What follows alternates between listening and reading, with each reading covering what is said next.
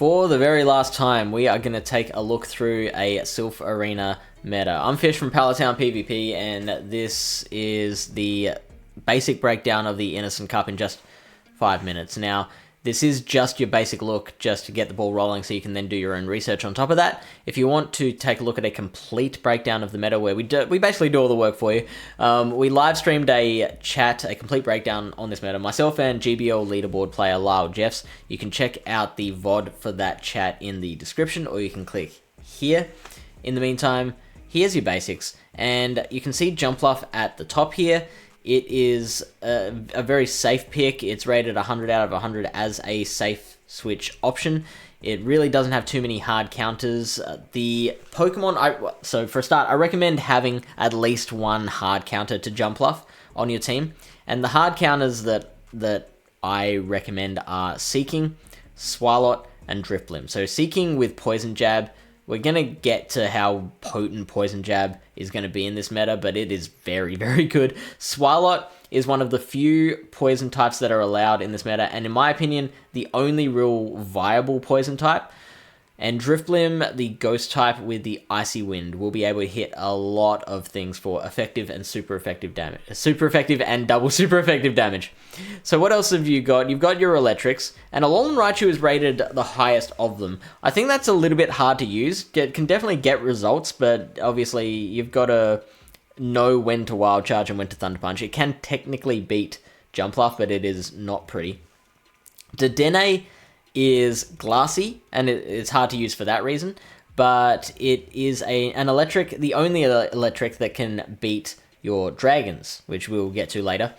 Zapdos and Emolga, their biggest strength is against opposing grasses, and it's kind of interesting the differences between the two. Emolga has been boosted now with the acrobatics, and acrobatics can't fully take out a Jumpluff or a Tropius, which is the other grass flyer around. But it can get it low enough to be able to discharge after that. You don't need to hit it with another acrobatics. Zapdos, you just go straight Drill Peck, and being 40 energy, it's 5 and then 4 seconds each time you want to throw one out, which is really, really spammy. That is your electrics. Next up, we have the dragons, and Zweilous and Guzzlord are at the top. Their dark typing helps them against, there's like one viable psychic, I think. Well, 2 viable psychics, Alolan Raichu and something else that we haven't mentioned yet. And it will also help against the ghost types. Even though Drifblim has the Icy Wind, I still believe the Zweilous and Guzzlord win that matchup in general. And Jellicent is another ghost type, which is going to be quite a good generalist, but the dark types here do handle that. Dragonair, I don't think is offering anything in this meta that Zweilous and Guzzlord aren't. Dragalge has some advantages in that it can, it's not taking that double super effective from fairy damage like Zweilous and Guzzlord are, and it does have the gunk shot to hit back with, so it's a lot more neutral. It's still a losing matchup. And you're losing to the other dragons, and the Mud Boys as well. So there's more negatives than positive there, but it is an option that you can consider. You've got your fairies. We've mentioned Dedenne already. I don't think I mentioned with Dedenne the relationship between that and Seeking, where fairies are very good generalists in this meta, except for when it comes to Seeking, which can just poison jab its way through pretty much all of them. Even Swalot, which has the poison typing, it's got Infestation as a fast move, which means it's relying on Sludge Bombs, and if the Sludge Bomb doesn't one-shot a fairy, then it's kind of awkward having to build to another Sludge Bomb to finish it off. Now, Dedenne is the only thing that has a chance against the Seeking because of those discharges, although because it's so glassy, the Poison Jab is doing, I think it's 9% per damage per Poison Jab against the Dedenne. So the Seeking can just kind of one shield and farm all the way down, which is an issue.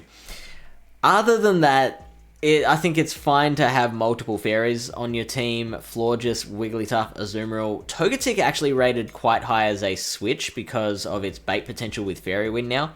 And Clefable as well, I'll throw in there. Aromatisse and Slurpuff I'm not as excited about, but they could still be good.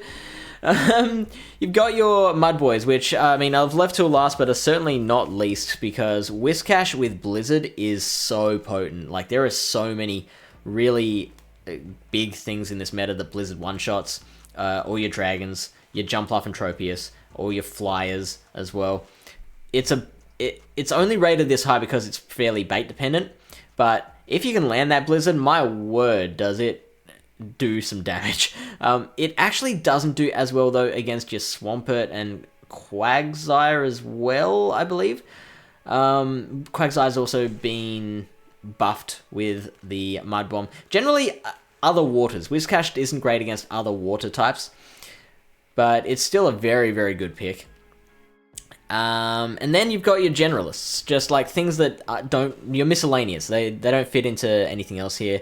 You've got things like Swellow, which I've been reading can hit a lot of the top meta, but is very susceptible to fast move pressure because it is so glassy.